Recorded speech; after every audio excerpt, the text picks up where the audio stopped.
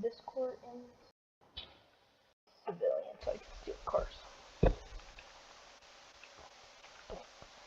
I do I lag. Car.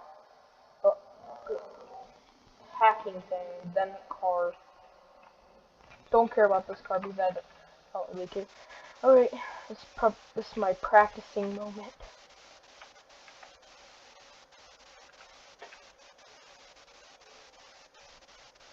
Now I need to get one more thing. My phone did the command to bring me to my car, but I don't really care. I need to go to a tool store. Yes, tool store. Being trained.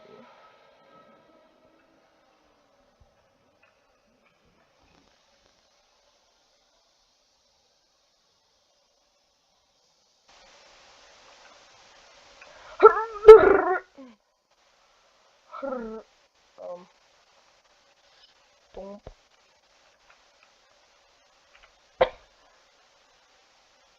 Crowbar.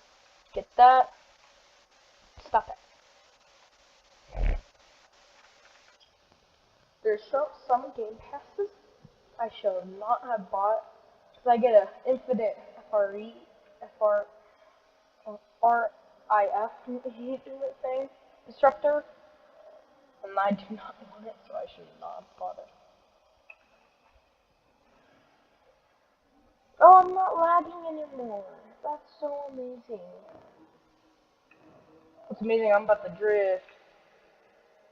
Oh, it didn't work. I don't really care because I'm getting a new car. Alright, 3, 2, boom. One last one. Alright. Ah, no. Cobra, get back in. No, come on. Alright, one more try. Then I'm leaving. Alright. No! Alright, fine. One more time.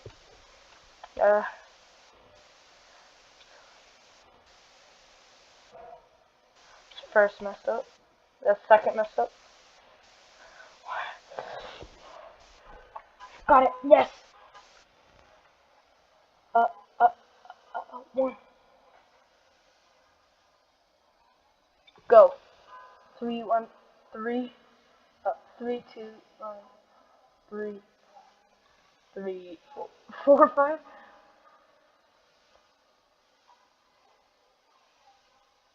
I suck at this. 5, 3, 5, 3. I'm gonna click random things. One.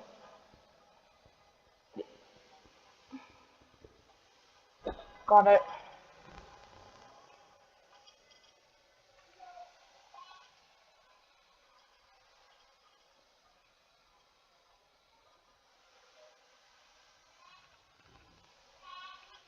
There's the tractor.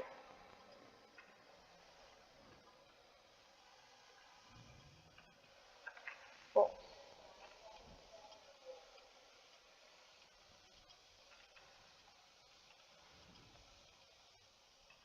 I got it. I got it. That's the last known location. Yes. That's first time doing that. Still illegal. Skip. I'm gonna drift this thing. I'm gonna drift this baby. Woo! And that was a messed up drift. Who cares? The tracker's still enabled? I disabled the tracker!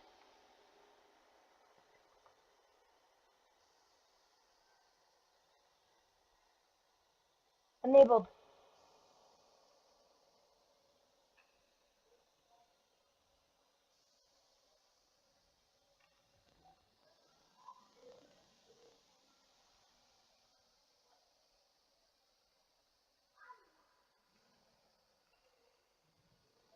I disabled tractor. I thought I disabled it last time, a second ago. No! Oh, did he respond? Nope, he didn't. So that means he's offline. I just got this car for you, dickhead. Oops, sorry. Move. Yo, Eddie. Negotiate. You dingle dingle. So you made me steal this car for no reason. It's my car now then. Oh, yeah.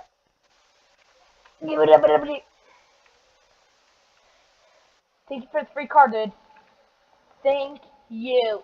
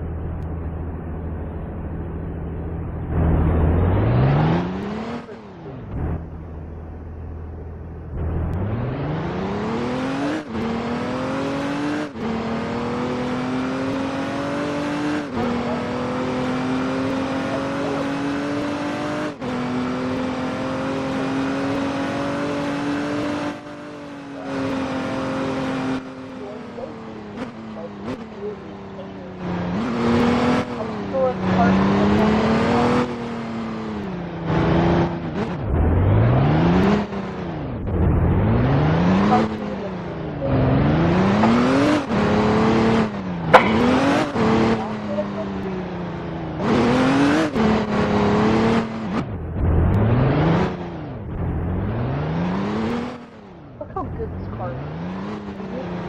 I wanted more money, but he said, no, blah, blah, blah, blah, blah. Don't really care.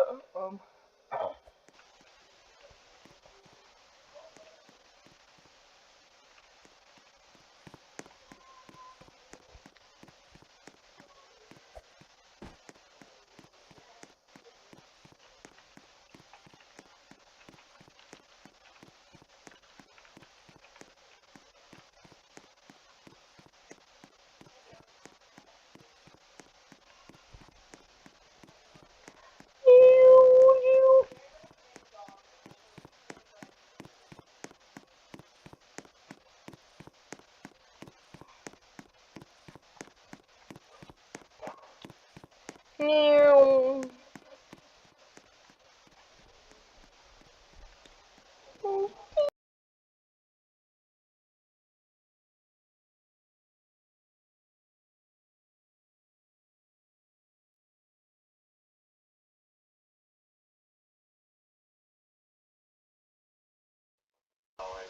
What's up, guys? My name is and welcome back to another video. Today we died like twice with all of their axes on them. Who likes it? Like to have that many axes? Pretty fast. It's a singular tree. Flying. Get this through my thumb. Then I'll let you do some of the newest features of things. Okay, you guys. Alright, guys. So.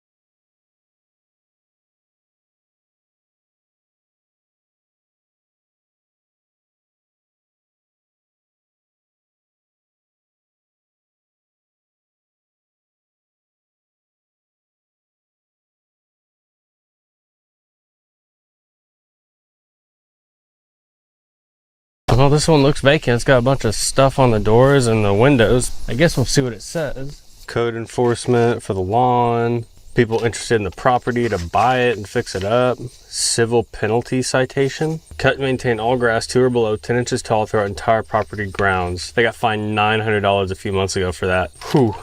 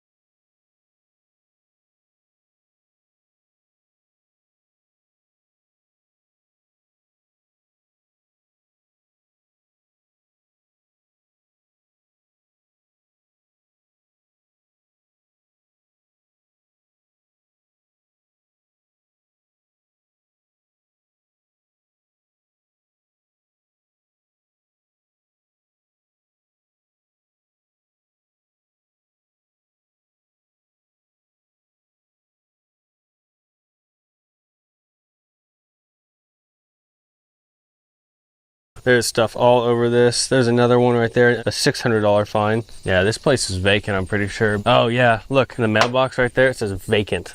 All right, that means we should maybe clean up for the neighborhood. But I did the unthinkable, and I'm so disappointed in myself.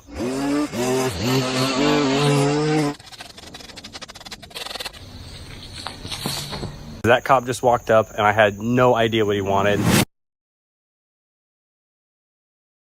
Hey everyone, Spencer here with SB Mowing, and I saw this house and knew I had to go knock on the door. The grass was getting crazy tall and the edges were crawling over the concrete. So I went up to go knock on the door, but immediately I knew that it was vacant because there were notes posted all over the glass. Some of them were business cards for lawn care companies wanting to come cut the grass. Others were realtors trying to buy the house, and the others were the city that were fining the property. One of the fines was as high as $900 for multiple violations of the grass being over 10 inches tall. And of course, nobody answered, so I talked to the neighbor just to make sure it was actually abandoned. She said nobody's lived there for a while, and it's just always crazy overgrown. So I thought I'd get cleaned up for the neighborhood and looking so much better for the neighbors. But what I didn't expect on this lawn is what took me so long in the backyard, because there was a patio completely covered with inches of dirt. When I first went back there, I had no idea it was there until I started prodding around with my shovel and I could feel it through the dirt. And while I was doing this, I thought I was getting in trouble though, because I saw a cop pull out in front and stop and get out to come talk to me. This really got my heart racing and the interaction was crazy, so be sure to stay till the very end of the video to see that. Anyways, if you haven't done so yet, be sure to hit that subscribe button down below or weed whack right over it, as it's really the best way for you to support me to continue this type of work. If you're interested in checking out SB pressure washing, which is where I clean the dirtiest things I can find and do transformations completely free for people, it's linked down in the description. Have a great day everyone, and I'll see you next Friday. SB Mowing, out.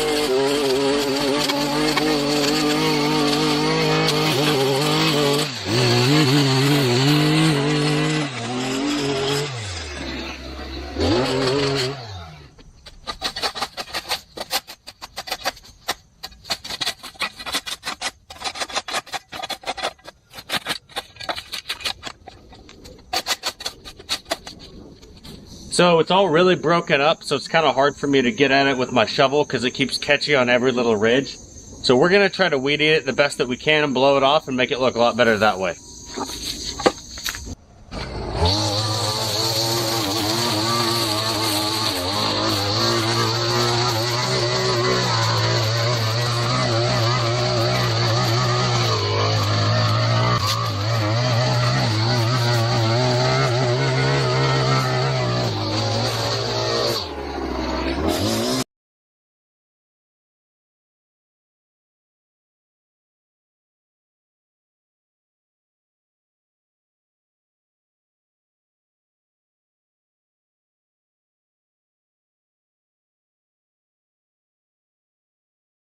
The Swiffer Power Mop.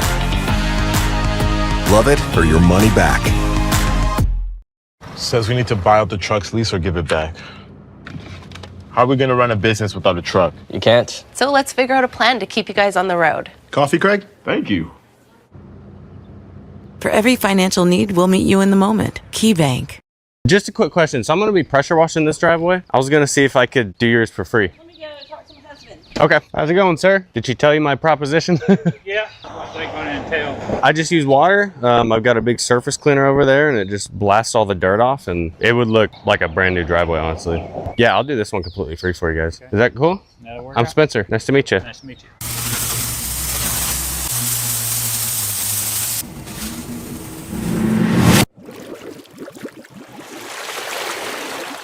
Hey everyone, Spencer here with SB Pressure Washing and welcome back to Wash Wednesday. This one was actually really cool how I ended up getting the job. Initially, Mrs. SB and I saw a few houses right next to each other that had really dirty driveways. I knocked on all of them, but only one of them answered and told me I could do the work. But this one I knocked on 2 separate times and got no answer either time. But fortunately for me, when I came back to do work on the neighbor's house, they were outside cleaning their cars. So I went over to go talk to them and told them I was taking care of their neighbors absolutely free and would love to take care of theirs as well. It took them a second to decide, but they told me I could go ahead and do the work. So right when I got done with the neighboring house, I moved my truck in front of theirs, pulled my hoses out and got to work. And this one turned out really clean. The front walkway was so dirty, but I blasted all the dirt and grime off with my wand. And then after that, I tackled the huge driveway with the surface cleaner, just producing a really nice result. So be sure to stay to the very end of this video to see the awesome before and after pictures. If you haven't done so yet, be sure to go down below and click that subscribe button for me, as it's really the best way to support this work that I do. And let me know down in the comments where you're watching from, as I really just want to see where my work is reaching in the world. Anyways, I hope you all have a great rest of your day and a great rest of your week.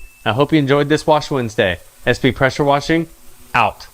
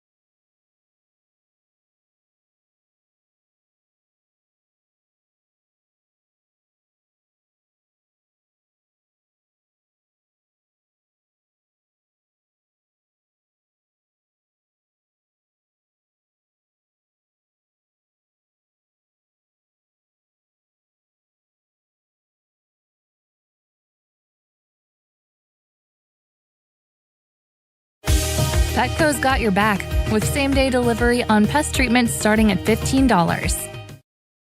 When getting the job done right is job one, you need construction equipment that's built right. From compact track loaders to the world's #1 selling compact excavator, the Kubota construction lineup features durable Kubota engines, more comfort. We won't be gaffing out today at all. Hey everybody, I hope you're having a great day. I know I'm having a great day and I want to share that with you. So what we have today here is the dead tree you see behind me. It's a dead elm tree. It's, I don't know, maybe 20 inches in diameter or something like that. It's nothing huge, nothing crazy. It is over some nice landscaping and some nice yard. We're gonna bring it down nice and gentle. We're gonna use some rigging. Nothing extraordinary, but some straightforward stuff. Something that is super important when climbing dead trees, and is really generally important for climbing, you know, any tree, is to do some sort of tree inspection before you go up. So as I'm walking around here, I'm looking for signs of base decay, bark delamination, things like that. Look at what you can look down here at the base, and then as you ascend the tree, it's good to keep an eye out for rotten spots and knot holes. You can see we have some bark delamination up there.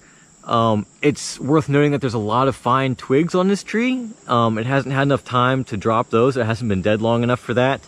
When we put the GRCS on here and gave the tree a good squeeze, it did delaminate some of the bark down here. So this tree has probably been dead a few seasons. If I had to guess, it's probably been more than one season. But, you know, I tapped on the bottom with the hammer and stuff like that, and she didn't sound hollow. There wasn't any mushy stuff, and so I think it's suitable to climb. We will do our standard bounce test on the rope before we go up. We should do that on any tree, dead or alive.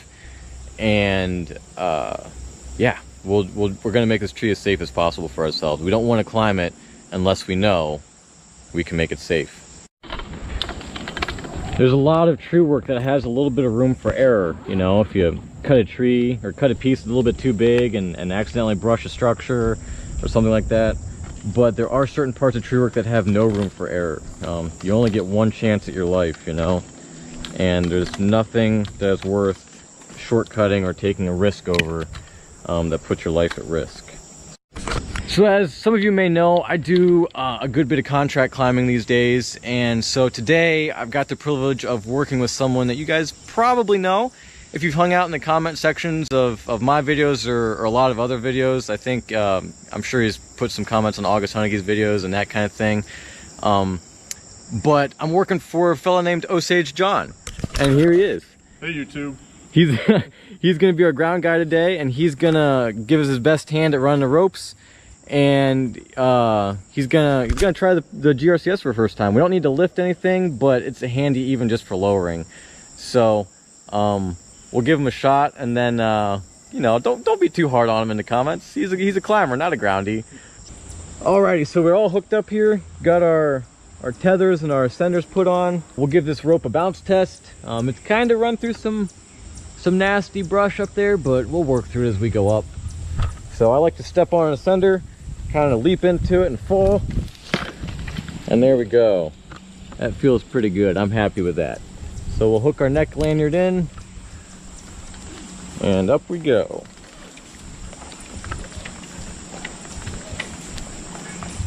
We're giving this tree a good look-see as we go up. You know, we can only see one side of the tree. Ooh, there's some gnarly grain patterns in this thing. If anybody could explain that kind of stuff to me, I'd be interested in knowing about that.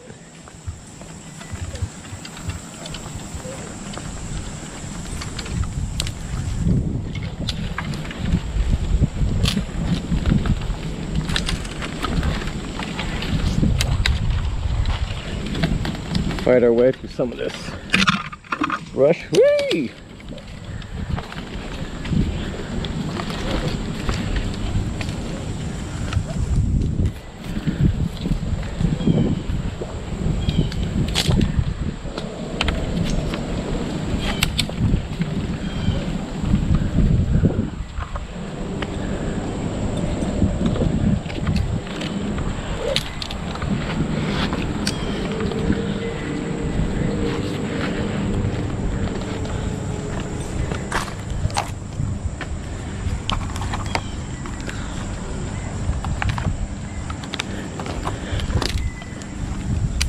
Alrighty, and we're there. Not a real long climb, just a few detours.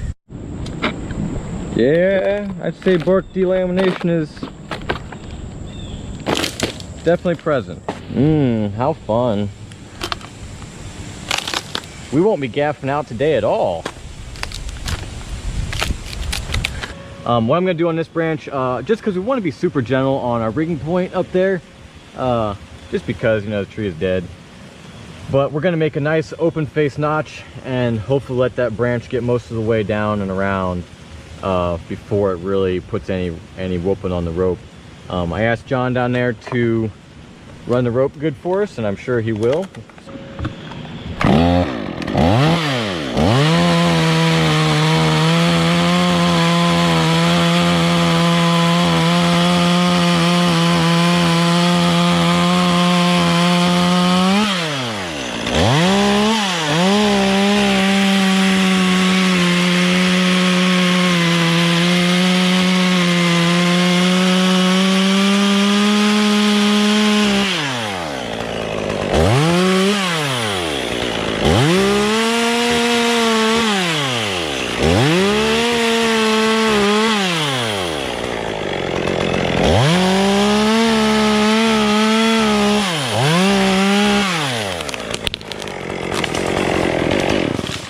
Look at that, that was great.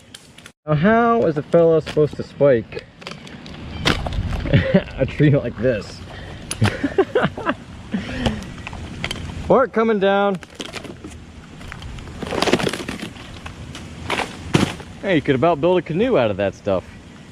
So I've got it tied closer to the tree than the rigging point is. All right. So it's gonna swing down and then the butt's gonna yank away from the tree. Okay. So I imagine you've been in that situation before. There's a point where that branch is gonna straighten out and really shock the rope. Yeah. If you can cushion that, that'll be primary.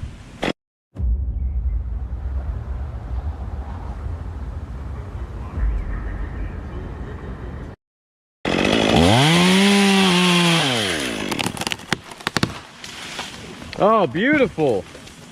That was perfect.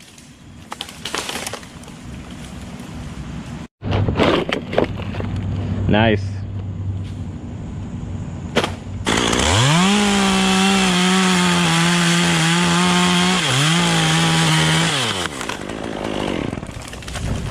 Oh my goodness.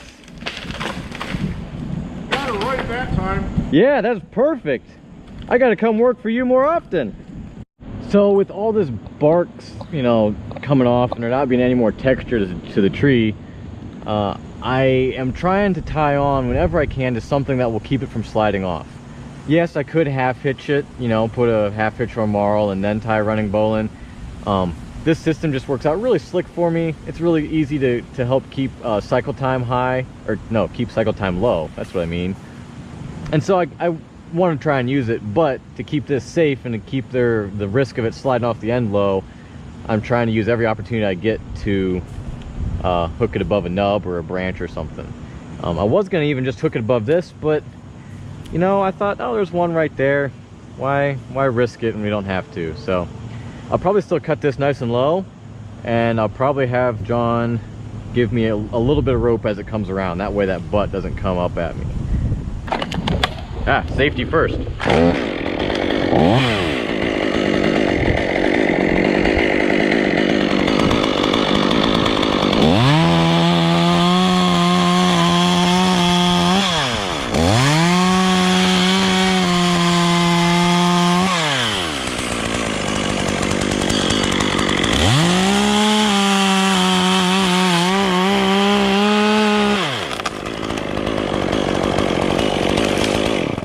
Real good, really good. Okay, what we got going on here now is we're gonna rig these tops out of the tree. It's just, we're at that point in the tree where it's time, and we got a little bit of brush down there we're gonna deal with, but I need to move the rigging point up for it, so it's time to do these while we're up here. So because we're gonna have to negative rig these, I've gone ahead and put my sling on and just kind of propped up the slack so it's not dangling in my cut.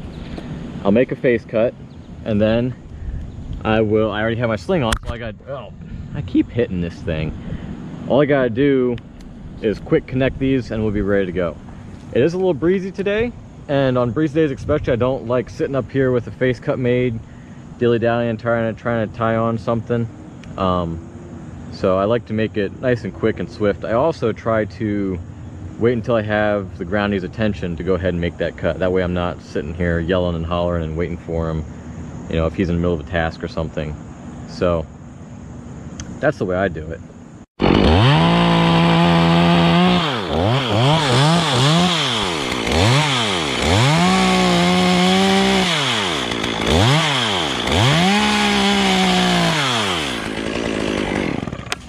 That looks good. Hold on 1 second.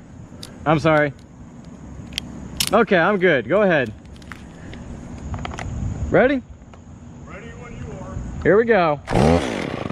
Oh, brother.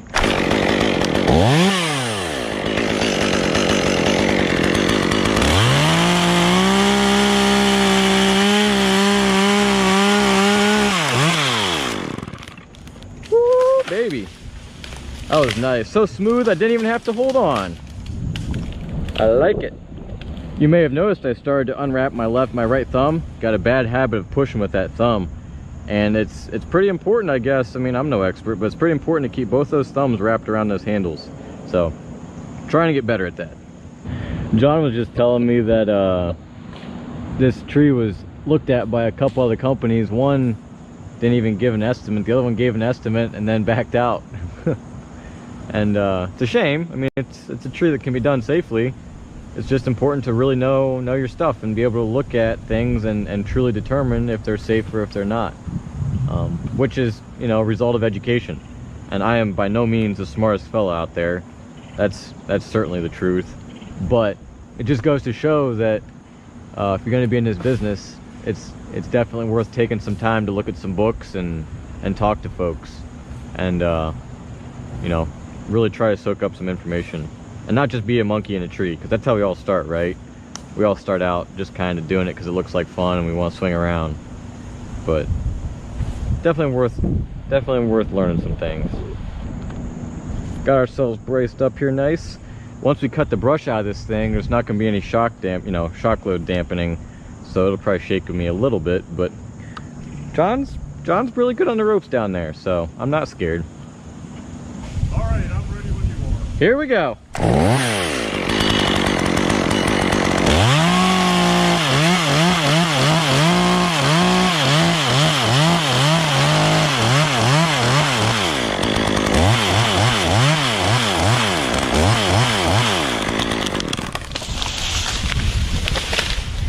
Alrighty. Still a smooth ride. That was great. We tickled those trees over there. That looks like a sugar maple and a shagbark hickory, or a shellbark hickory. Maybe an expert can tell us the difference in the comment section. Alrighty, now that we got the tops out of the tree, we're gonna deal with these two limbs that are kinda just in less than favorable positions. I could certainly, you know, dice them up and get them to go through those other canopies, but because we have our GRCS down there, we can also pull them away and not have to compromise those trees, which I try to do every chance I get. You know, I want it to look like we weren't here. I don't want it to look like somebody drug a branch through those other trees. So what we'll do is we'll go down there and we'll go out past the balance point somewhere, and we'll tie our rope on, and we'll use the GRCS. I'll cut it. We'll use the GRCS to kind of lift it back over this way. The reality is that hinge will fail before the branch gets to all the way over here. At least that's what I expect. And so it won't be perfect, but it will be better. And we'll take every chance we can get to make something better. All right, we're gonna do a little limb walking on this tree. Not something I do a whole lot of in dead trees, but this one is A-OK-O. Important part of any limb walk is to make sure you're keeping your weight in your rope. The more weight you keep in the rope, the less weight you have on the limb, and also, at least typically, the better the force that you put on the limb is applied to the limb. It's typically applied in a better direction, which can be more important than any of it, really.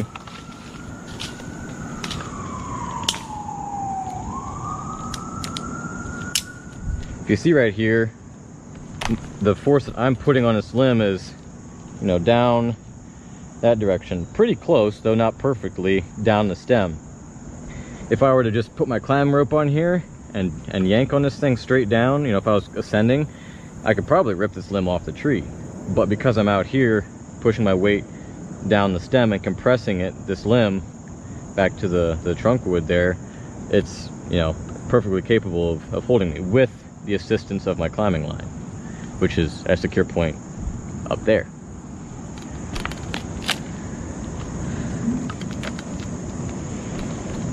The same principles work quite well for green trees. You can go way out on stuff that you didn't think would support you, because it wouldn't on its own, but it will with the help of your climbing rope, which is excellent.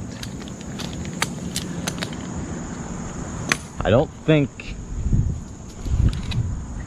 at least as far back as I can remember, I don't think I've ever had a limb break out from under me like that. Might have had some ones that were kind of close, but I don't think I've ever had anything fail.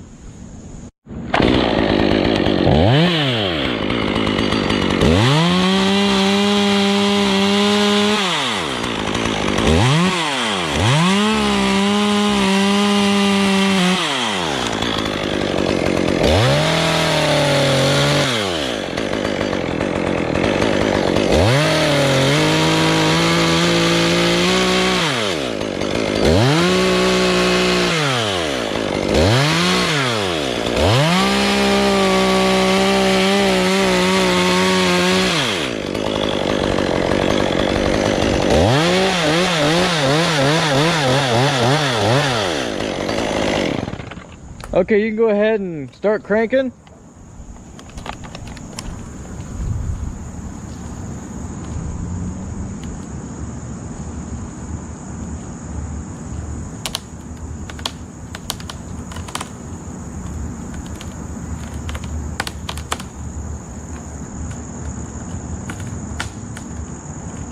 Look at that, just coming right up out of those trees. This thing's holding on really good for being dead. It's already gone farther than I thought it would.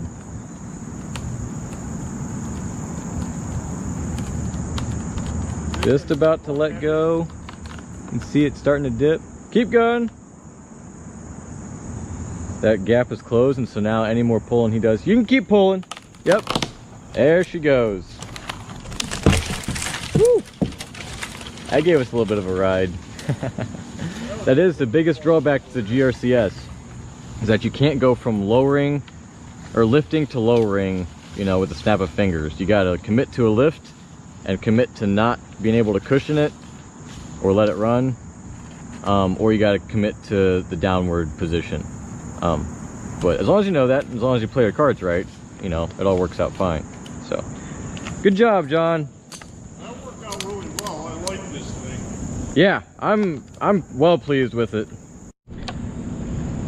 And the last time I was up here, I was talking about the value of books and formal education and that kind of thing, but I don't want that to I don't want to let that go without mentioning the value of experience. I mean, experience is huge in this industry, and part of the struggle with experience in our industry is that it's kind of dangerous to get.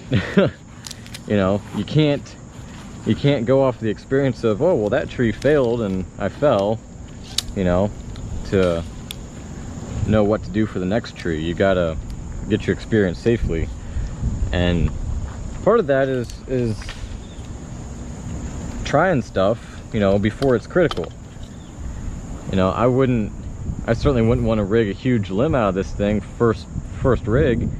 You know, it's important to start small and work up, and then also to just pay attention when you're doing other trees, even paying attention to when you're falling dead trees. I remember, you know, I do plenty of dead ash trees, you know, who doesn't? But I remember when I first got started falling some dead ash trees, there were some that were just complete punk, and there wasn't much there to work with, and the hinge wood did not fare well, and they didn't hinge, and they just kind of, you know, they still kind of went and did what they wanted to, but you couldn't fight a side lean with it or anything.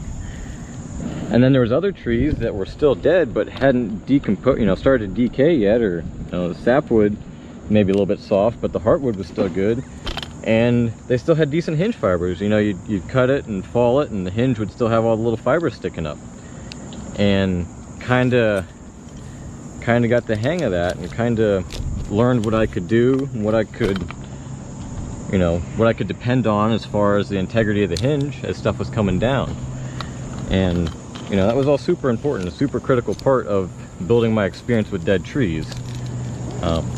And I am by no means near the most experienced climber out there. You know, I only have a few years in this. There's many people that have way more time in trees than I do. But it's a balance, you know. Experience only teaches you what experience can teach you. And it's, you know, your ability to learn from experience is solely based on your observation or the observations of those around you. Whereas books and formal education can teach you things that are basically other people's experience. And so I guess it's, yeah, it's just somebody else's experience, right?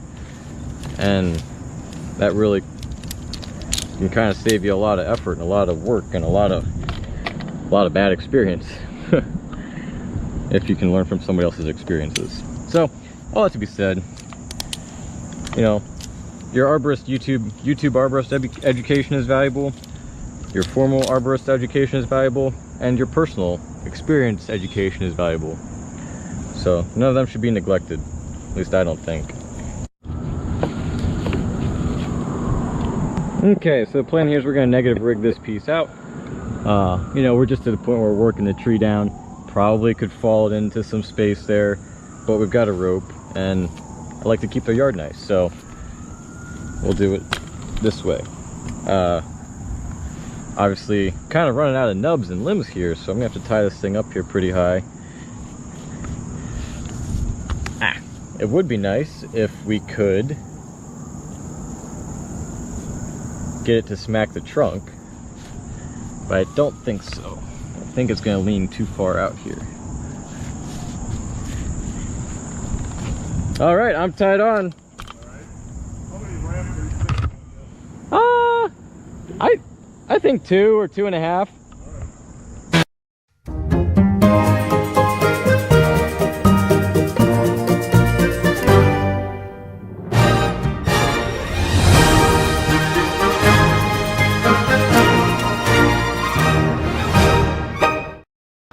The feeling of simply free checking. Hassle-free, carefree, and easy.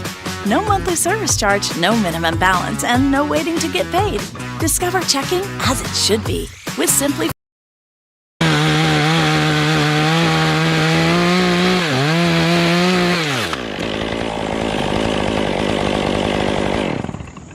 Yeah, we didn't hit the trunk. Ah, there it goes. That was a good run.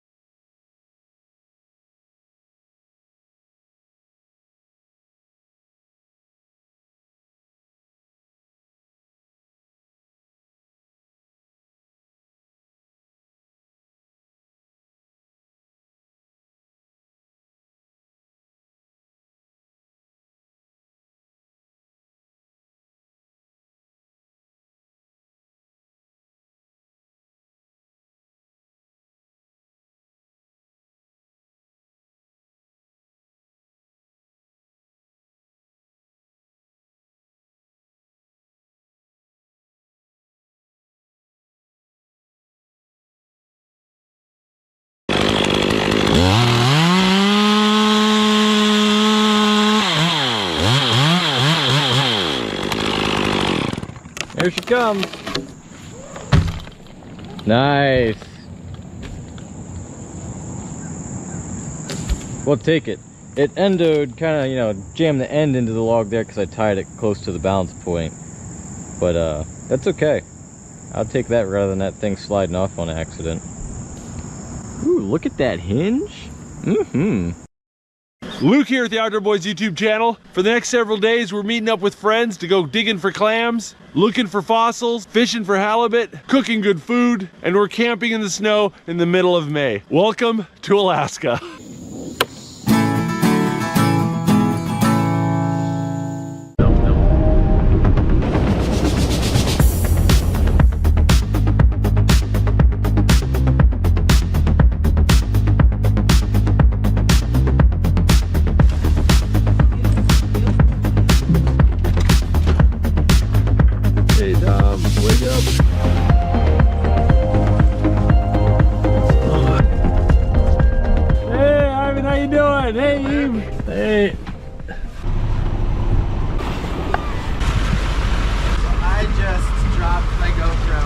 You dropped the GoPro over the boat? I dropped the GoPro over. Do you have a magnet?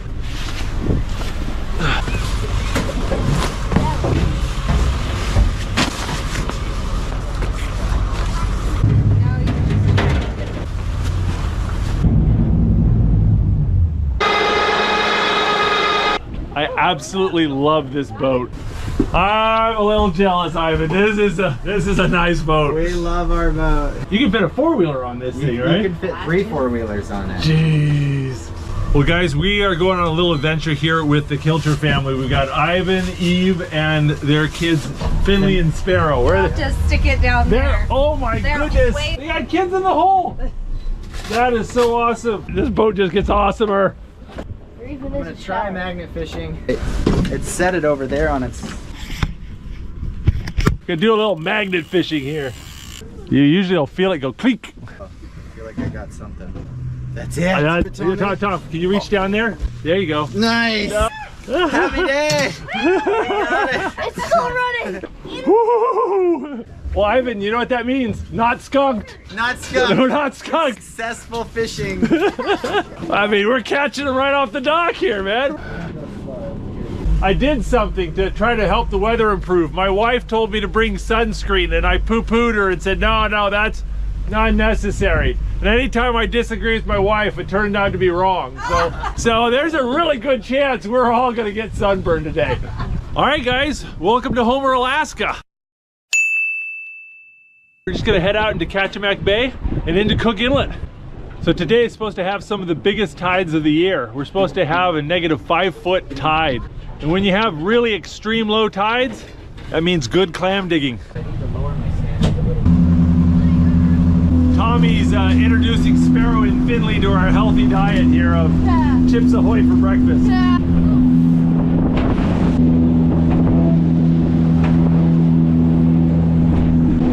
It's a sea otter.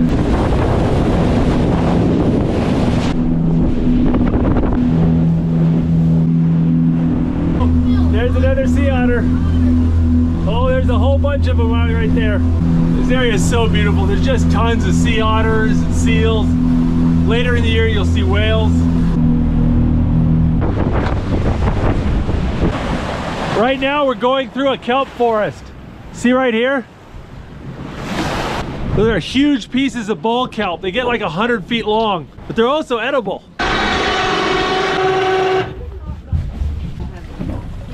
You see this? So this is bull kelp. It's got this floating ball on the top.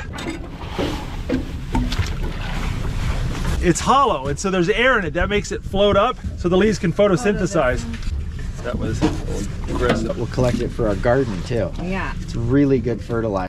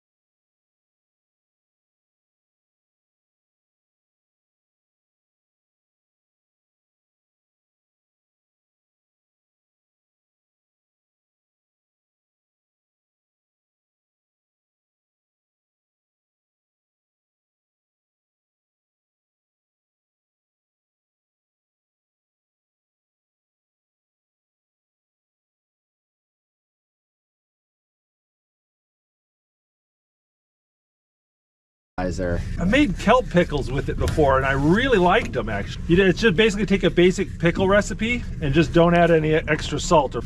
Here. It tastes salty. Here, grab that little piece.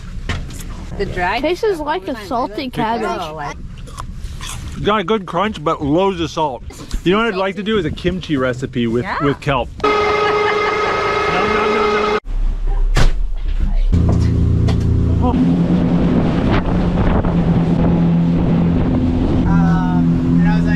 We're heading towards the Alaska Peninsula, and right out there, those mountains are all volcanoes.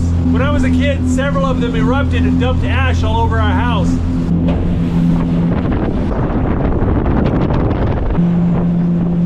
So right now we're only about 5-6 feet of water, and you can see these huge mud flats that have been exposed by the low tide. We're gonna see if we can't sneak in. Gotta keep an eye out for rocks. There's a few big ones. Y'all ready? Never let go. Never let go. Never let go. Never let go. Life's been So Tom, the water right now is about that deep on you. We're out in the ocean. Yeah. Tom, you got the clam bazooka? You like myth battles. But I just don't want to land in a way that cripples your child. I didn't step on you. Good. Ah. You got a heavy load. Oh, you scurvy sea dog. The captain of the Titanic. There you go. I got the clam gun. So we're looking for razor clams and butter clams. They live about a foot or two under the silt, and there'll be a little dimple that marks where they're hiding. And we. Oh.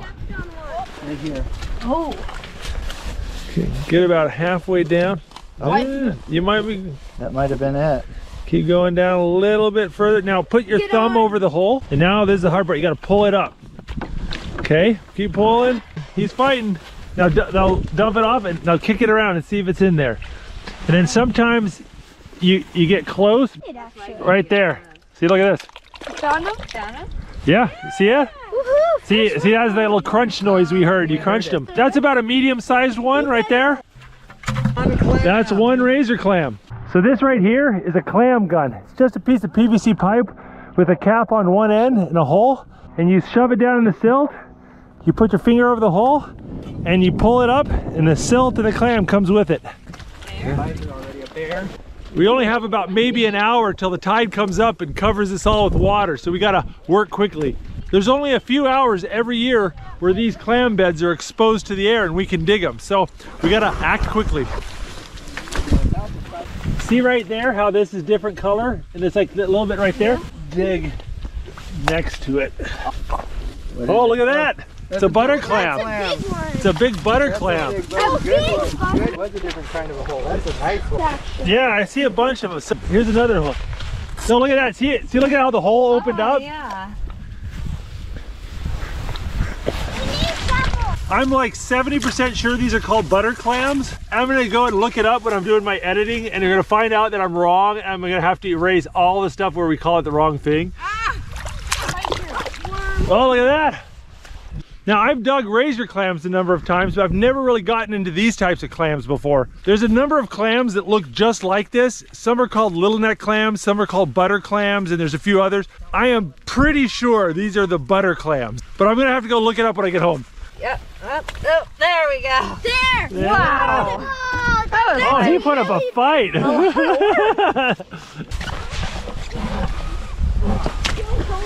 Oh, there. This may be Oh, look at this one, a cockle. Cockles are Wow. Oh. Cockle! We found a cockle! Oh, look at that. That is great. Can you eat that? Yeah, these are great. That's a cockle. That's Oh, cool. Look at that. That guy. Oh, These things up. This is look at that double hole. Double hole. look at that! Oh, there's. Oh, look at that. Check it out. There's a sandworm right there. Those make good bait.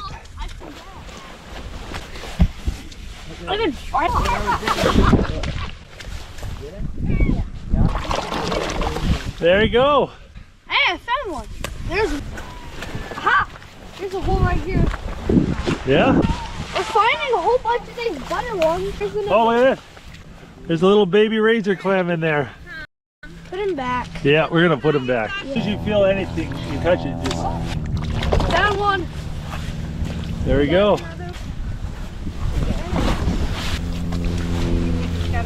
Look how quick the tide's coming up. The spot where we landed is already underwater. There's a bunch in here. There's another one. The different clams leave a different kind of hole in the sand. The razor clams leave a nice little dimple, kind of oval shaped.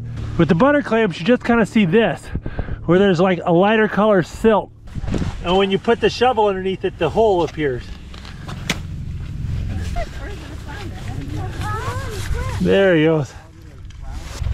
Oh, for a little flounder. Look at how little it is. So cute. Look at Such a cute little baby Actually, fish. he looks like a little baby arrowhead, or arrowtooth flounder. He's got that long, skinny look. Oh, yeah. You guys finding any razor clams? Or just butters. all right. Oh, see, he's spinning up. Oh, look how big that hole gets. Yeah. Oh, scrape. Yeah. Oh, that was a big boy. Look at that. You found a trophy one. See right there, there's one. Oh, you see, there's the hole. Whew. You found a patch of razor clam? We found a... Yeah, nice, big boy. Because you still see right there. Butter. We're just gonna keep the real big ones. We're gonna send that one back. Oh, yeah, there you go.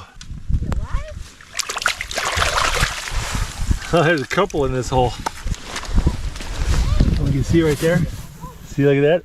That's a clam, right? Okay, my pants are starting to fall down.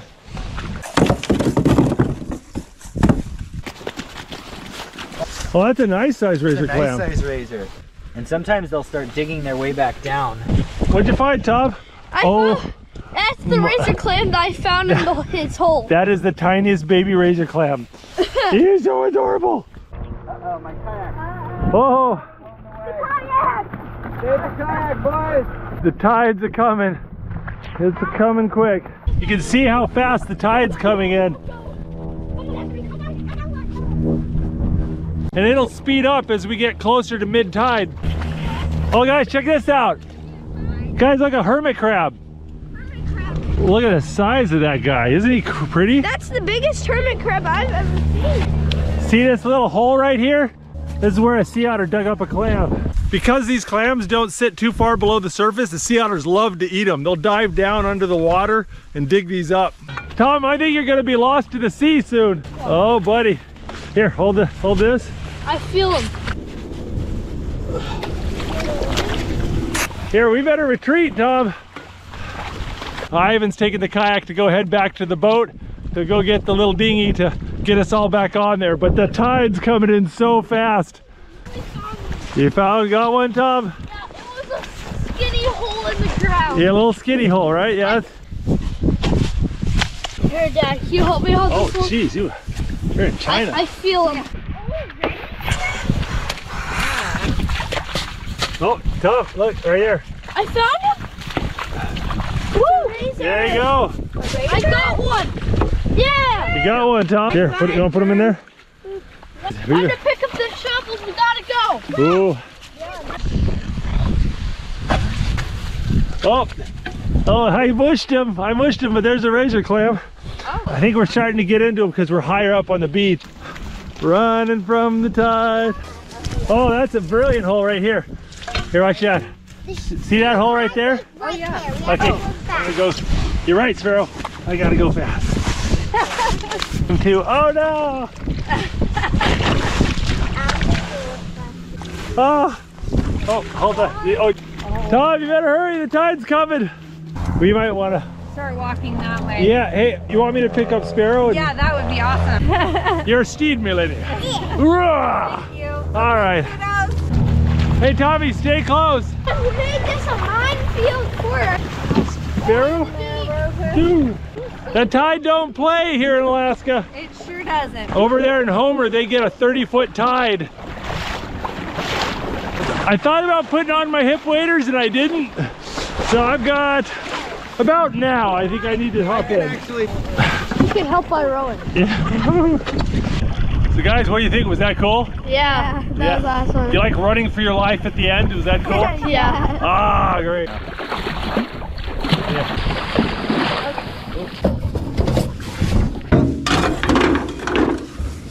Anytime you get clams and you don't die, it's a good day. I got silt and sand everywhere. Sit here.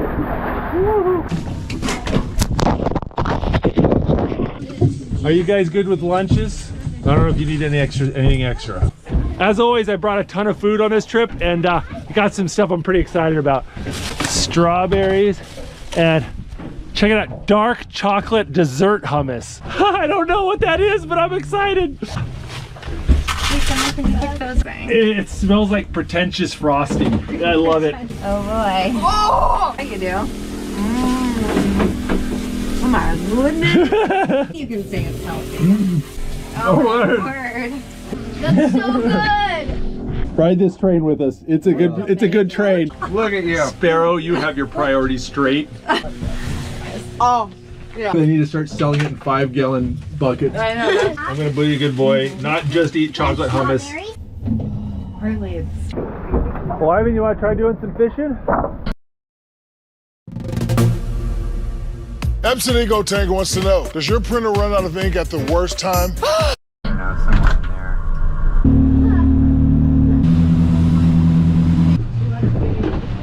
Just saw some doll porpoises rising.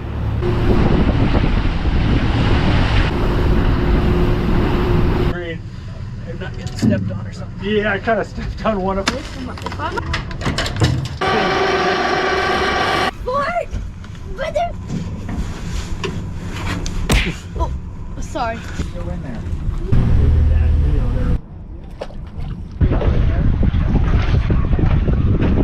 She's delightful. Okay, we're gonna switch.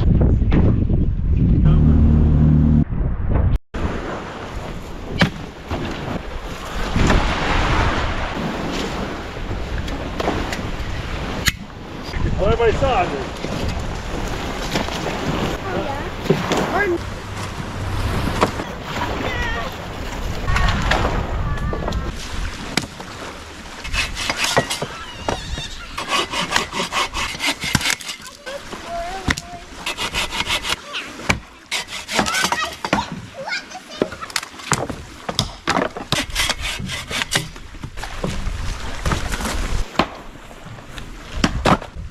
But it doesn't always make sense to do.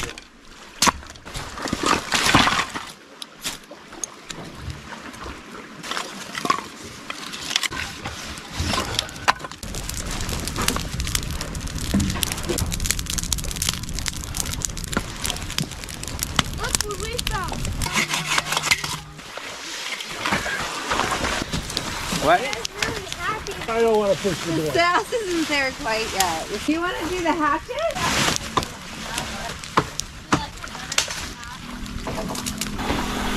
Oh, well, we did the fun part. Now for the hard part. I know. That is a pile, though. Oh my gosh. How much fireworks?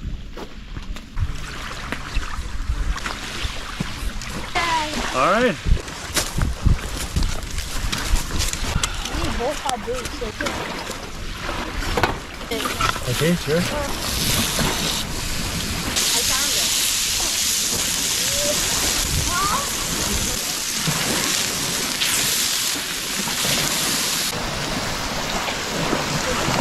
There we go. You want any macaroni salad or potato chips? In the burger. Yeah, put the potato chips in the burger. It's pretty good. Got one ready right now. Sparrow, do you want to come?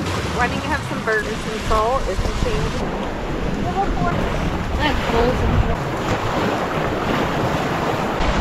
Roy just got another bite. Not a big bite, but a bite. Perfect. Little seasoned fish fry.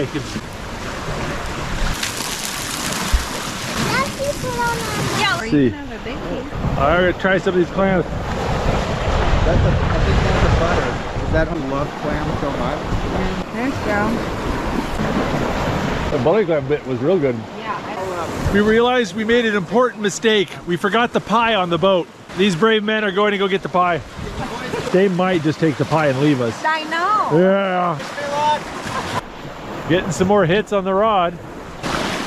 Hey, With the pie. with the pie. We have an apple toffee pie here because, hey, we camp in style. Would you like whipped cream? Yes. You tell me when. When? All right. Really? Wheel. There you go. Perfect. And Thank you.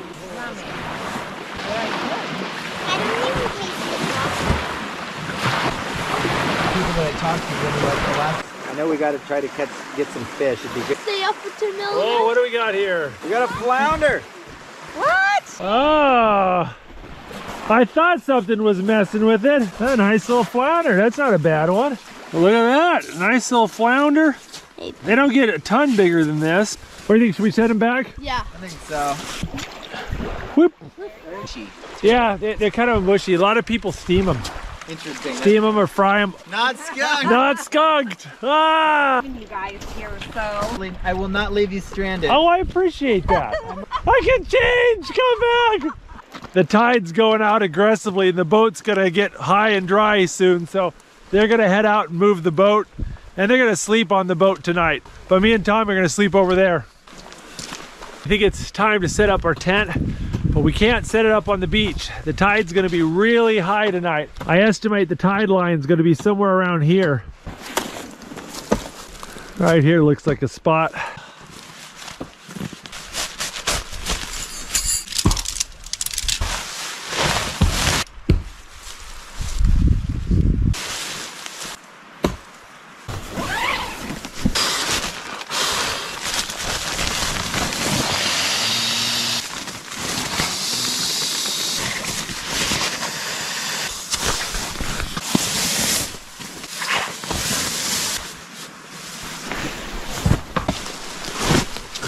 Wow, look how much the tide's gone out.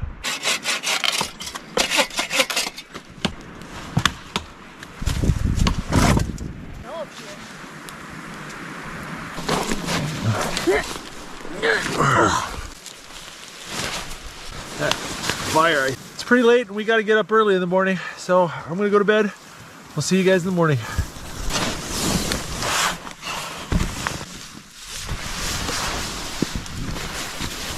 Well, this isn't right. It's not supposed to be snowing. I'm glad I put all this wood under the tarp.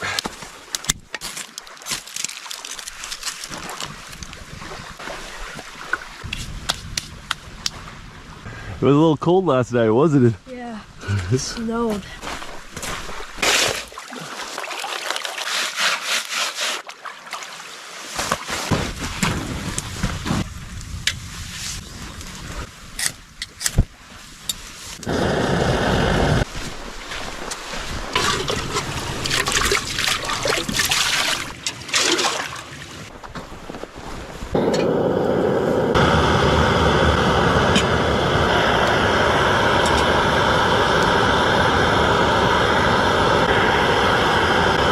Got some mint truffle hot chocolate.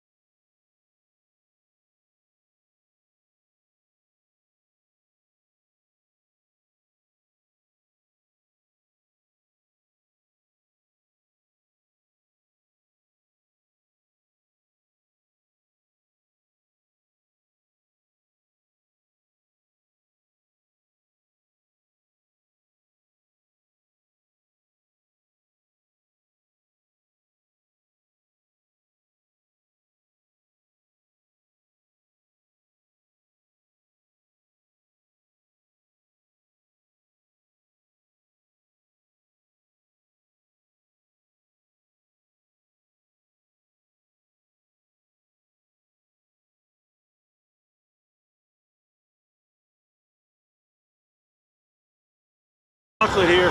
Here you go, buddy. Take that and be warm, my son.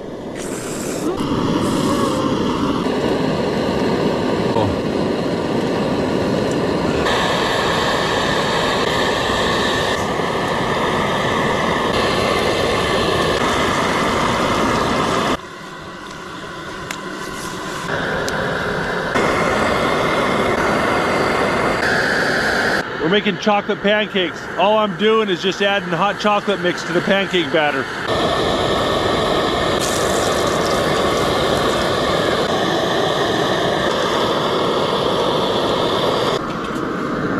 Here, you want some, hold on. There you go, you like that? Yes. All right, enjoy. You found a fossil? Let me take a bit. Oh yeah, you did find a fossil. Look at that. What is that? Like a bit of a shell in there. I think the Kilchers are tired of watching us eat pancakes without them. Well, I'm glad you guys made it. I know.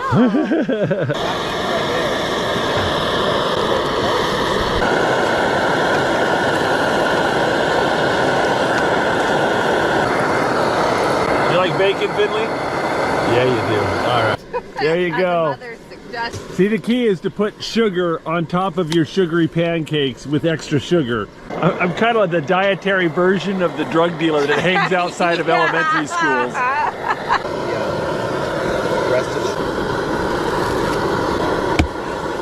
The weather did say. That's pretty good. I got the syrup. Look at that. Mount Vesuvius of whipped cream there. Oh, so good.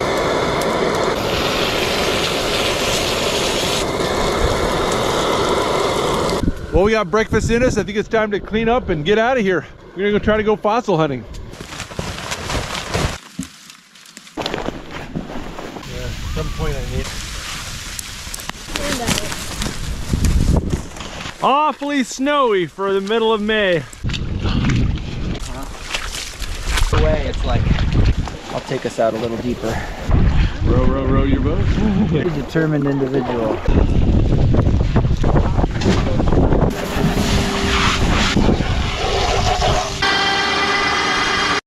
I feel like we're giving away some serious game right here. Howdy, my name's Jelly Roll, and this is my perfect 10. Ooh, it's nice and warm in here, isn't it? Yeah, well, I think we're here. Fully support. No. That beach full of rocks over there is supposed to have some fossils. Since it's low tide, we're gonna go see if we can't find some.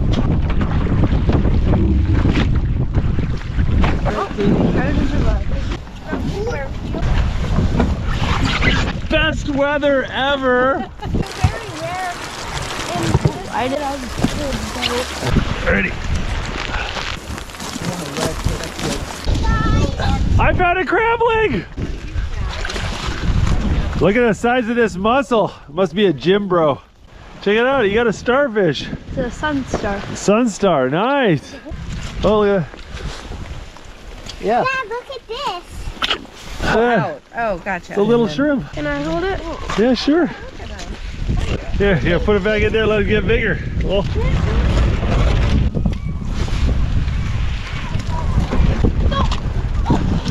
Oh, look at it. Fish. Oh my gosh, look at it. Oh. Well, yeah, see? Don't let him.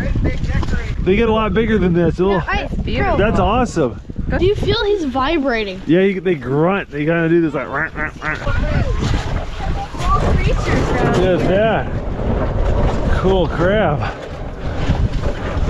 Ivan says that's a decorator crab. I've never seen one of those. Those are like here. Look. Those are huge mussels. You must work out. I do. I've got the biggest muscles on the beach for sure. Oh yeah. I don't know how he can carry that kayak now. Oh, I know, because he's got this big muscles. Now we came to this beach to try to find fossils, but the hard part is the rocks are starting to get covered in snow, and it's really hard to tell if there's fossils in them or not. Oh, look at this, right here. It's a giant ammonite nodule. perfectly round that is. So an ammonite is a giant spiral prehistoric squid thing. When you find their fossils, they're encased in like an egg of this clay sediment. So a really good chance there's an ammonite fossil in there, but I need a sledgehammer to pop it open. You know, it's harder to fossil hunt when everything gets covered in snow. You guys find some? Oh. Oh yeah, look at that. They get better. There's like an imprint of a shell right there. Oh yeah. It's a fossilized shell right there. Okay, look at this one. Whole layer right up there. Oh, here's some shell right in here. This is all shell. This whole layer right here. Each of them up there. If you just look. Yeah. That probably is a big ammonite. That's pretty cool. It would be. Oh, look at this right here. Oh, that's a big one right there.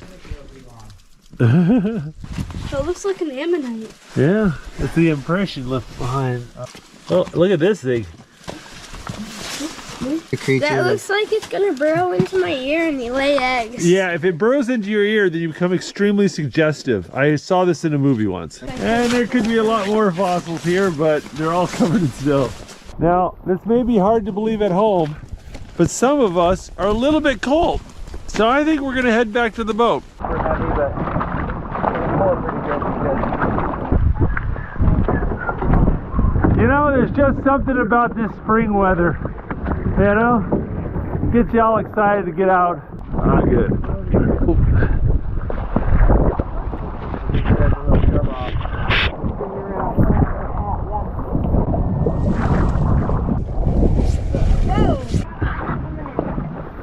I'll tell you what, it got a little nippy. But we saw some fossils and some cool tidal pools. No, it was worth it. good day. So much gelatin. It's moose raspberry jello. That sounds awesome. It's cheat day, so oh, thank you. So if you're gonna eat this much chili, Finley, you gotta keep your rain pants on. Keeps the farts in. Is that sunlight?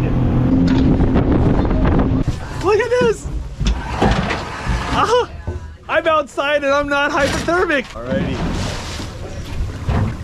About 120 feet or something? Yeah. Oh. You got something? I got something. Oh, Luke's got something. Ready? It's a cod. Oh, it's a cod. We like cod. Yeah, cod's good. We'll take cod. Look at that.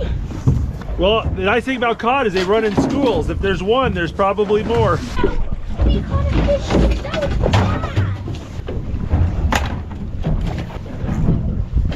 Oh, there you go. There you go. Oh, nice cod. Oh, there we go. Nope. There he is on. Oh. Before I even got one. Oh, there's one. Oh, nice one though. Yeah. Look at that. Nice. There we go. Got a halibut. Nice. Not too big a one, but that's a decent halibut. That's a decent halibut. Tommy's got one here. All right. There's a big school of cod under the boat and they're eating sand eels. That's a sand eel. That's a sand eel. That's all sand eels. We did pretty good, but the current's ripping too hard, so we gotta move spots. Just go for it? Yeah, let's do it.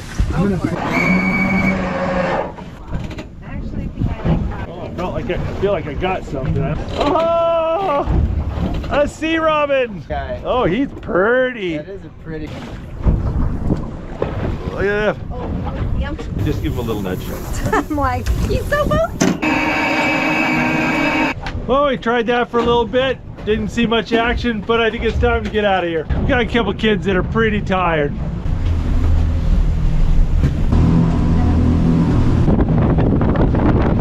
It's hard to believe we were being snowed on a few hours ago. Ivan, thanks so much. That was a great time. Thanks for coming, Luke. If you don't know, Ivan actually has a YouTube channel where he does a lot of adventures like this. If you guys want to see that, I'll put a link in the video description below, so make sure to check out his YouTube channel. Now we have to go home and clean everything. So much wet and muddy. All right, thanks, Ivan. Hey, thank you. Here, oh, you got it? Ah.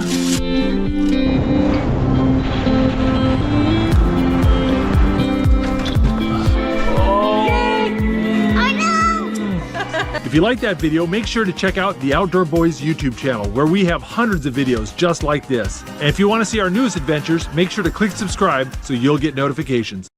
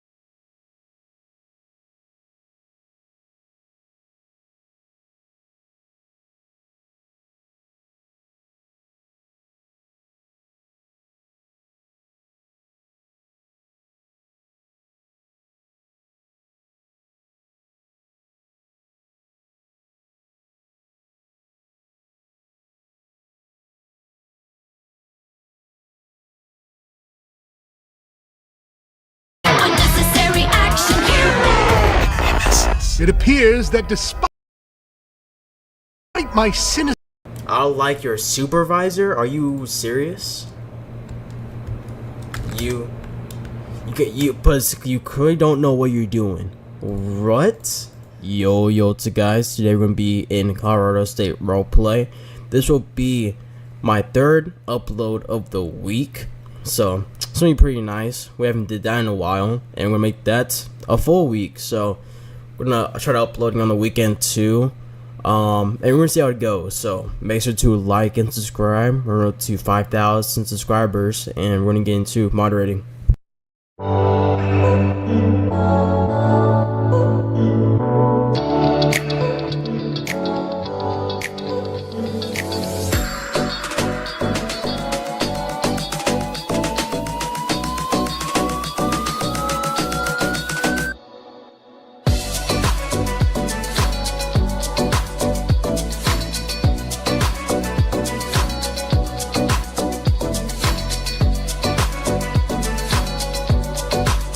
Alright guys, so we're gonna be, leaving the police station.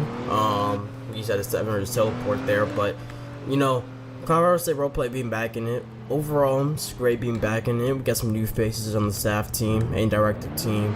And just some overall good people within the community. Very good roleplay and all that. And overall, the server overall has been peaceful. Nothing like terrible has happened since the last time me being here and all that. But yeah, we're gonna have a fun time here in Colorado State roleplay, and we're gonna see what we gotta deal with today. Hopefully it's nothing chaotic or anything like that. We're gonna ban some exploiters or some trolls, my bad. But hopefully you don't gotta deal with any of that, and hopefully just a peaceful day like last time. Alright, first mod call of the day. And it's probably gonna be like an advertisement, most likely. Refresh police, okay.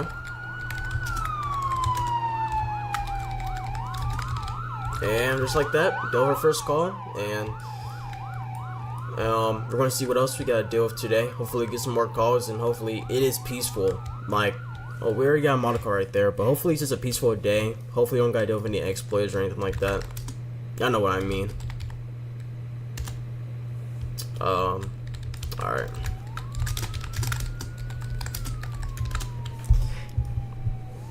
I did a 3-letter command, but it's ice. Now, I know when to actually not use a 3-letter command. Very rarely you're going to actually see me use 3-letter commands all the time. But, do you know if I can use the M14? I'm going to go and check with you, so hold on. Alright, so I just checked the Discord. He can obviously use this gun, so let me go and tell him.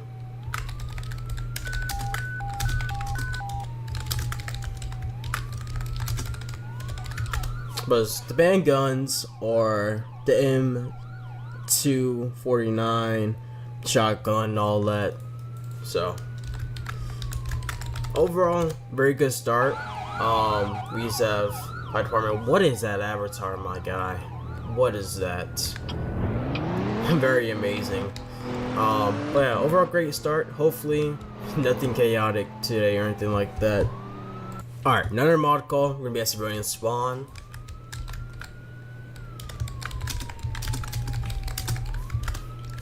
See what this guy gotta deal with.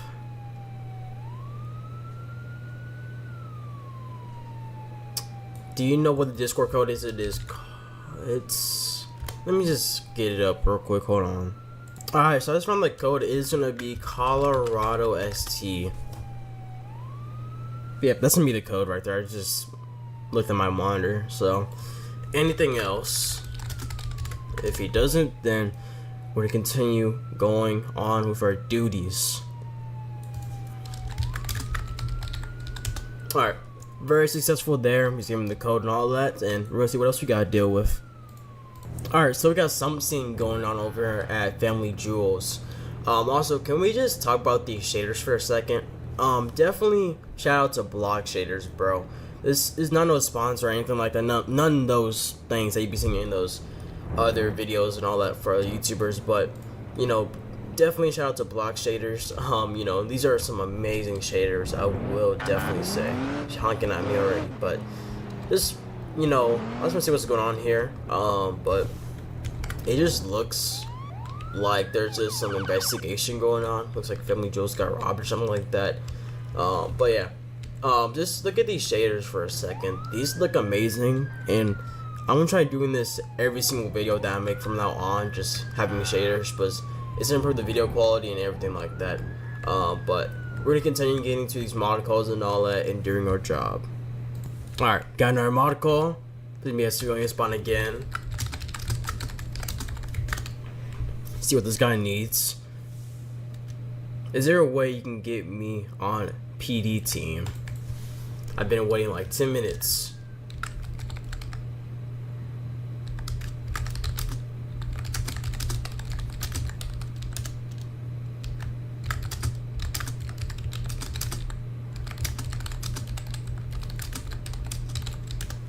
But yeah, more than likely it's full sheriff team. It is group locked. I can't even join it myself, so ain't since they're for open shifts.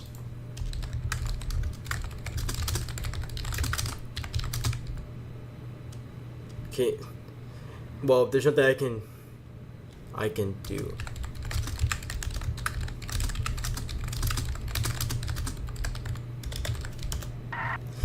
But yeah, I can't really want someone off the team. He didn't roleplay his crash at all. I don't even got his plate, so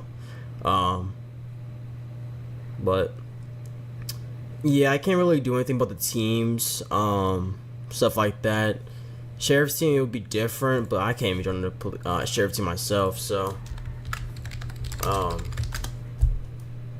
but hopefully this guy can definitely get spawned on the team though. I mean, it's full, so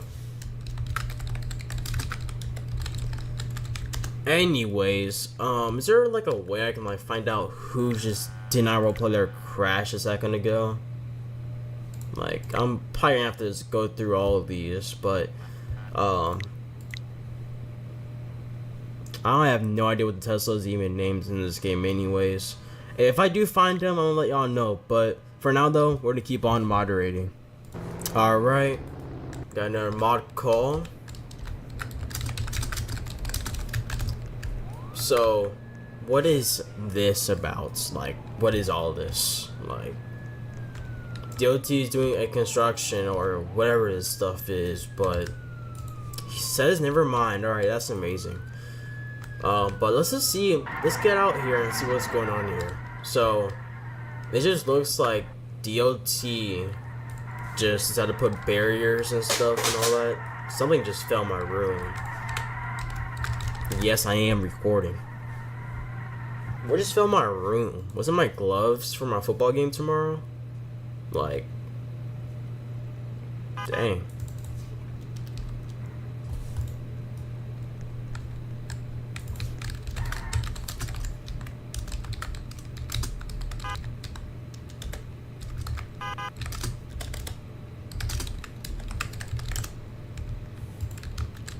Hey, God bless, man. Say. Okay, this is like the second time this has actually happened. Me teleporting to my car and it just being glitched inside the road. Come on, Eros, you gotta fix this glitch, bro. This is like the second time it's happened to me during this video. The first time I didn't really get on the video, but the second time, this is the second time right here. We gotta fix this issue, bro. Now I gotta load myself and respawn the car for the third time.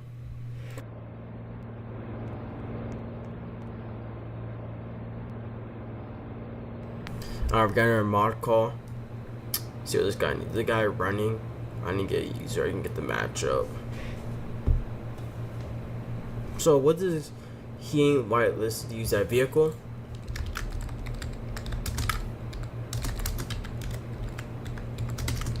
Spin. Is that his actual username?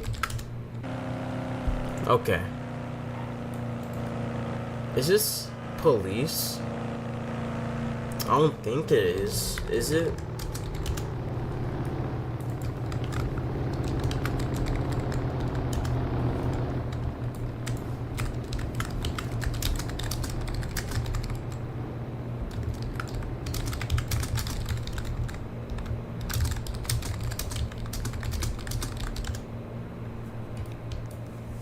Alright, so I'm gonna get this. No, it.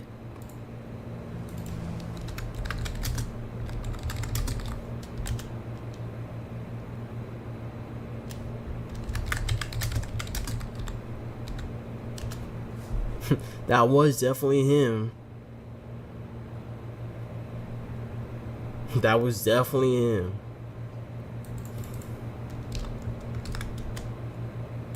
I'll like your supervisor? Are you serious? But you clearly don't know what you're doing. What? That's so crazy. Okay.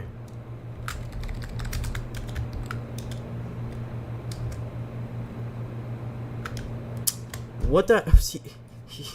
Nope.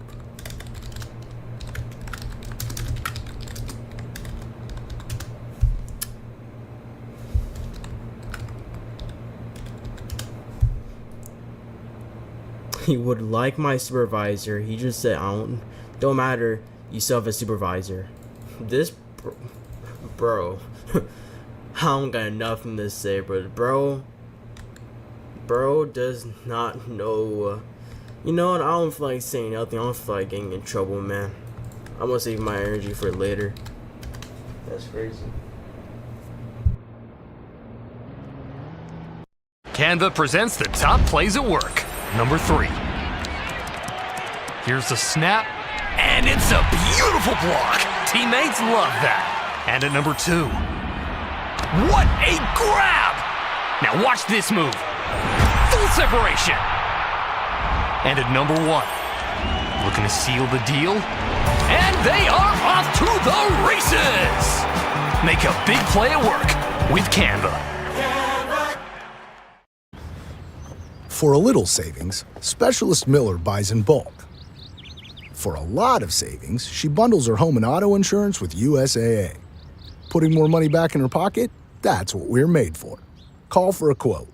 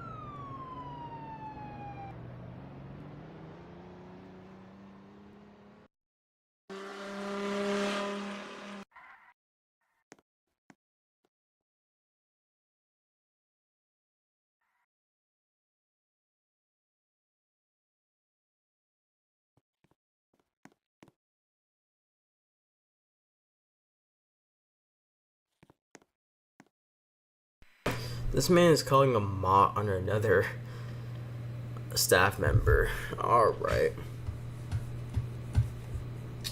You know what? I would go in the staff lounge, but I don't need to, so.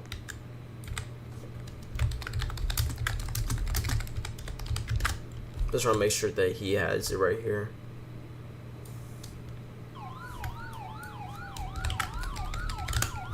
Alright, bro. Luck should handle it. We're going to continue doing our job.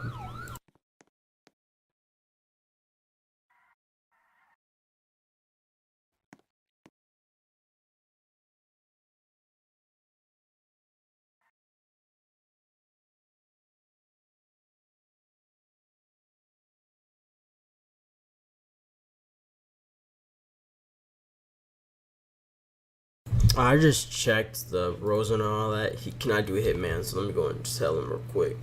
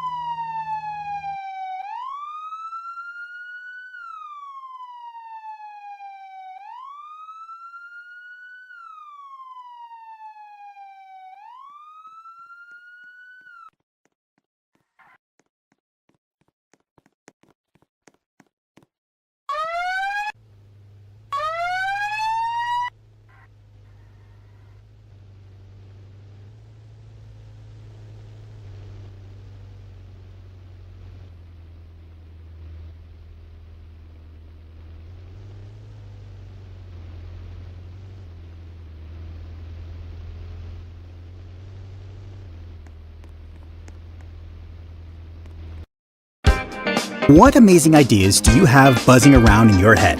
Turn your ideas into reality with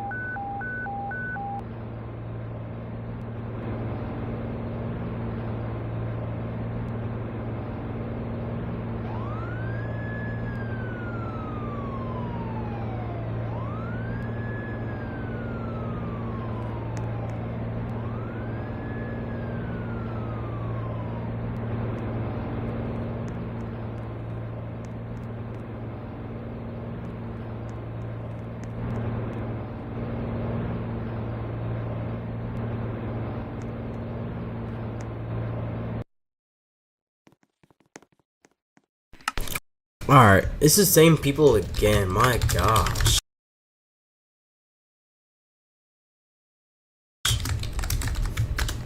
See what they need help with now.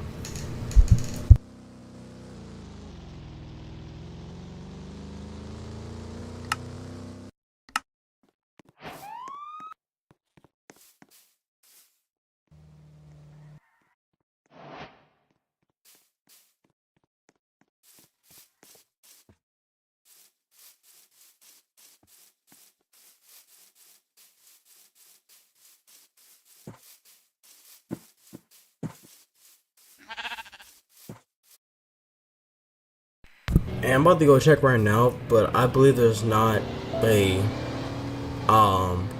like command, like H command or announcement for this, so I'm about to check right now.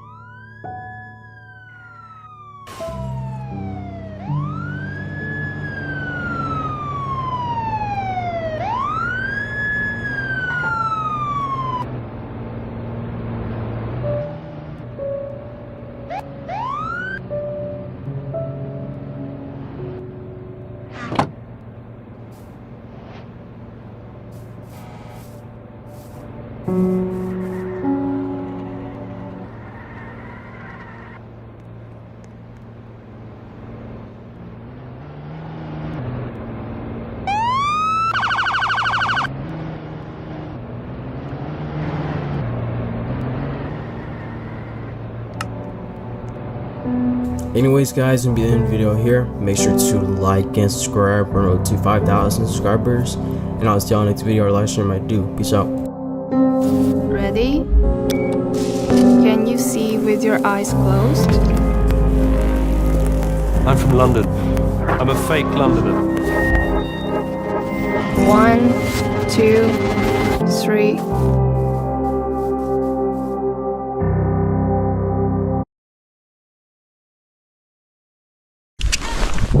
Oh, Luke here with the Outdoor Boys YouTube channel, and I'm snow machining 120 miles to a remote off-grid homestead. For the next 4 days, we're going to be hunting ptarmigan, snow machining, exploring the Iditarod Trail, watching the Iron Dog race, and ice fishing. The only way we're getting home is by bush plane, and we may not get out of here. But one thing's for sure, it's going to be an interesting video.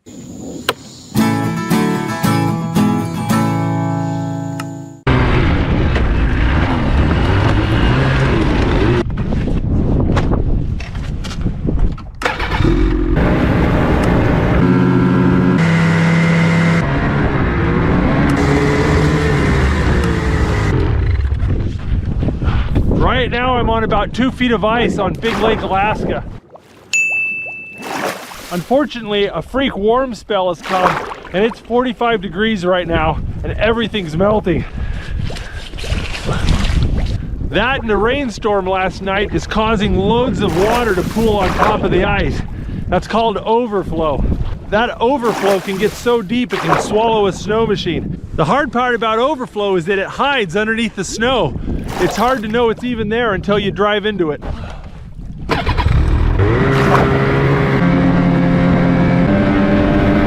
See that? That's all overflow right there. Look at this. See? There's a lot of water underneath the snow. It's really easy to get stuck. I think the best thing I can do is just go fast and try to get through it.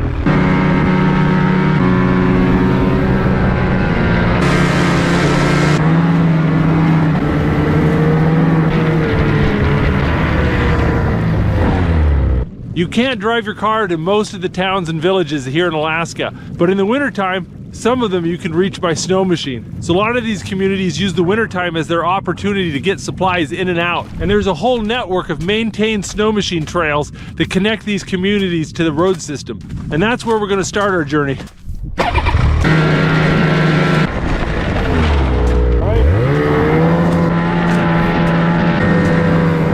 So this trail I'm on is the historic Iditarod Trail. It goes more than 1,000 miles all the way to Nome, Alaska, and this trail is used by 2 major races here in Alaska. The Iditarod Sled Dog Race and the Iron Dog Snow Machine Race. And the Iron Dog is actually going on right now. If I'm lucky, in a few days I'll pass the racers coming back to Big Lake.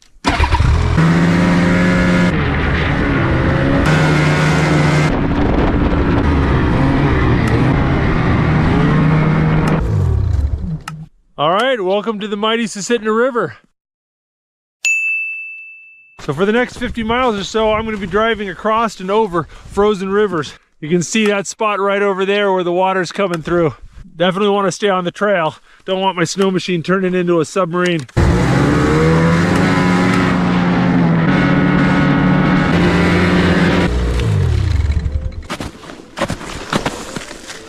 When the dog mushers run their dog teams up and down this trail, to keep their feet from getting torn up, they put little boots on them. They put the dog's paw in here, and they stretch it around, and it goes on like that. And like toddlers, dogs are constantly losing their booties. Bet my boys will want to see this. Save that. See all the straw on the ground? That's from dog teams. When the mushers want to rest their dogs, they throw down some straw so the dogs can sit on the straw. It smells like huskies. Yeah, there's a moose right there. That's a very big animal. It's getting colder. That's good.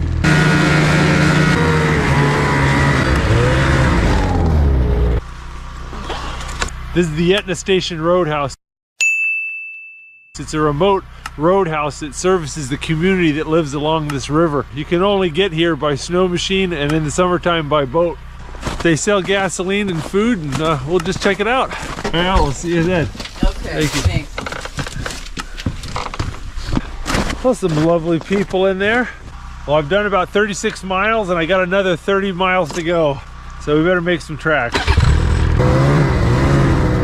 This thing? It's what's going on inside of me. It's my moderate to severe ulcerative.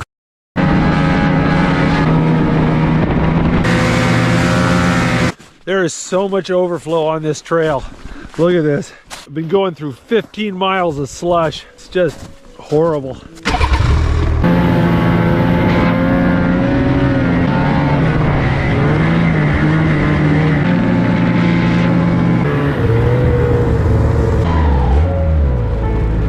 All right, guys, welcome to Squetna.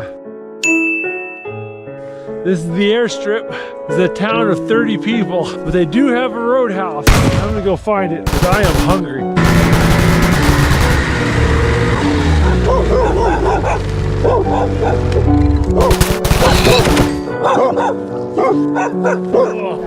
Thank you.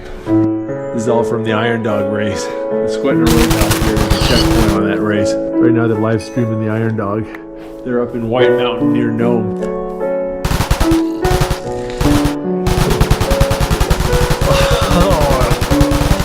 It's raining. I gotta tell you, I would rather be in negative 20-degree temperature than 40 degrees and raining. This is miserable. I'm gonna fill up some gas. Oh, I'm gonna try hard not to get water in my gas tank.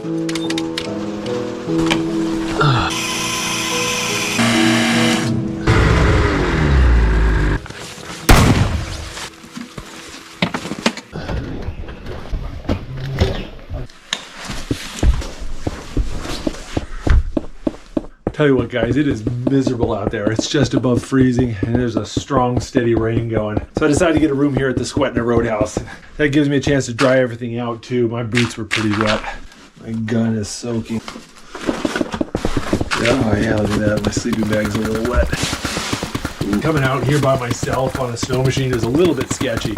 So I made sure to bring my winter camping gear and enough food to last 2 days. And I also brought a sat phone. These satellite phones crack me up. The design hasn't changed since the 90s. I gotta dust off my old skills whenever I want to text with it. All right. Bad news is I called Rainy Pass, and up there in the mountains, it's just snowing like the devil up there. Trail's completely covered, and it's a heavy, wet snow, and there's already been several people stuck up there that needed to get rescued. In between here and there, there's a place called Whiskey Bravo, and it's pouring rain over there. And the trail is getting flooded between here and Whiskey Bravos. We'll see what tomorrow brings. Hopefully everything will freeze up tonight.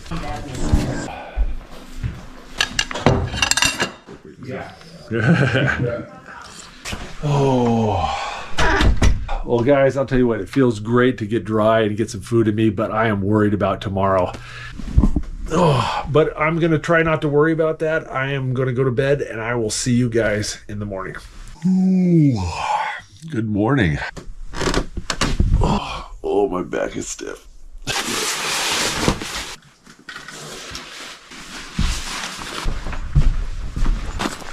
Well, at least it's not raining.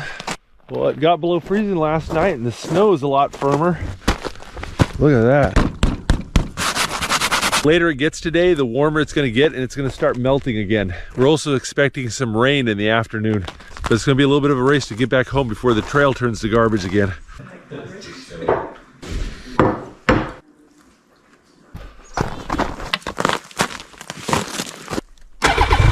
Well, the conditions are as good as they're going to get today, so I'm going to get moving while I can. I'll tell you, I'm worried though. It rained a lot last night, and there's going to be some very deep slush holes and some deep water I'm going to have to cross.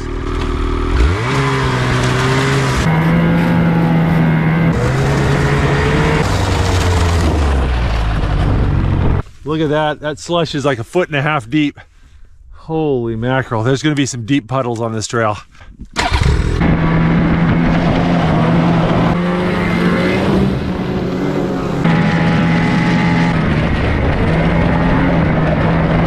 Oh. This is really hard riding. The snow was so soft yesterday, the machines were sinking way down in the trail and making these deep ruts in the trail. Those ruts are all frozen up now. You get your ski or your track in one of those ruts and it just wants to pull the machine all over the place, and you just really have to wrestle it. But those slushy spots are not froze up, and they're about twice as deep as they were yesterday.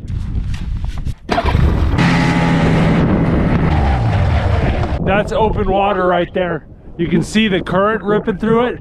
That's the actual river. That's not overflow. All right, I made it to Yetna Station Roadhouse. All the really nasty trail is behind me, so I think it's pretty smooth sailing from here on out.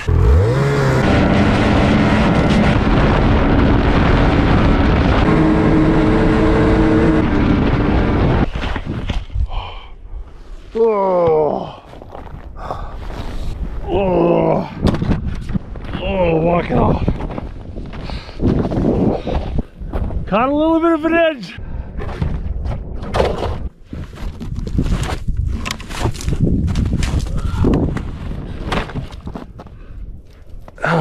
That's my daily dose of learning experience.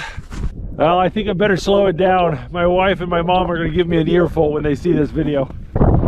I just realized there's a moose over there watching me. He's probably having a good laugh.